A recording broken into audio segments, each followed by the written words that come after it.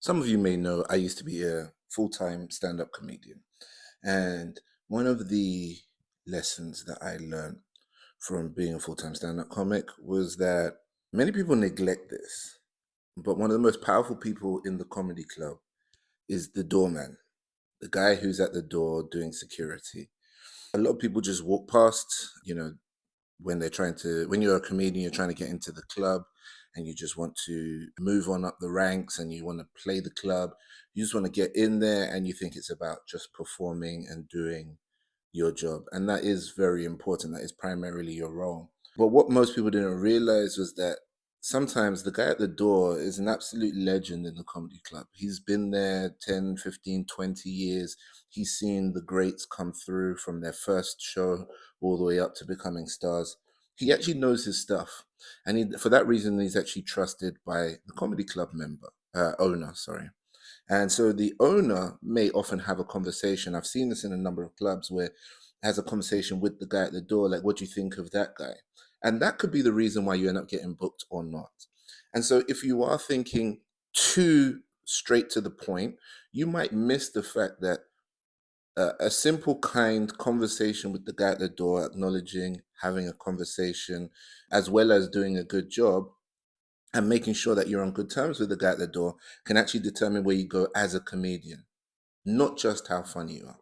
And so, in the same way, I learned very quickly that in the world of fintech, it operates very much like an ecosystem in the same way that a comedy club is.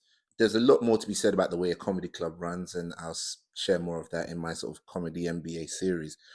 But there's a lot of latitude when it comes to fintech. And sometimes for fintech companies and professionals themselves, there's too much of a focus on getting directly to the point. I just want volumes, or I just want adoption, number of active accounts, and drive it up. But when you start to think a bit more in terms of latitude, you realize that sometimes the key to going forward is actually right next to you. There are companies who are very similar to you, or maybe seemingly more different than similar to you, who may hold the keys to those metrics you're trying to attain, whether that's growing volumes or active accounts. And so I think that's happening more and more. Banks are realizing that they need to partner with food delivery companies in order to best serve their customers because people are thinking in terms of ecosystems. But there are still corners of fintechs that are seemingly quite progressive, but don't get this concept yet.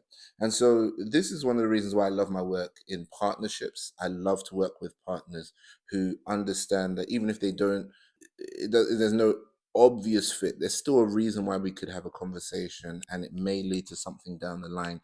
Thinking a bit more with a bit more latitude can open up new opportunities.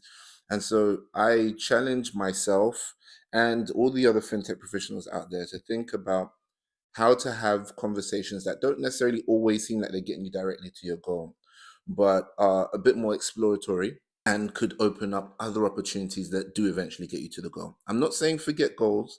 I'm not saying forget the direction you want to go in, but I am saying don't just walk directly past the doorman because you think he's of no use to you, so you can just go and schmooze directly with the club owner.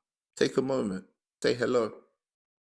And if you do want to do that with me, my name's Idris, and I work with financial institutions to provide them with our digital banking and complex payment software here at Gen Usto. So call me.